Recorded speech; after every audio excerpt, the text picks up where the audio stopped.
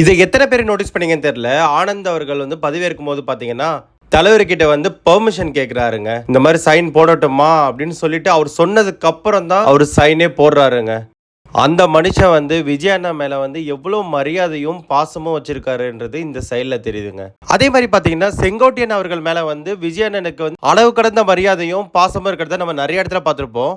அவர் மினிஸ்டரா உறுதிமொழி எடுத்து சைன் பண்ற வரைக்குமே விஜய் அண்ணன் நின்னுகிட்டே இருந்தாரு. அது மட்டும் இல்லாம விஜய் அண்ணன் ஸ்மைல் பண்ணிக்கிட்டே அவர் அட்மைட் பண்ணிட்டே இருந்தாரு. அடுத்ததா பாத்தீங்கன்னா யங்கஸ்ட் மினிஸ்டர், இவங்க தான் பாத்தீங்கன்னா youngest minister of Tamil Nadu Keerthana அவர்கள் பதவி எடுத்துக்கிட்டாங்க.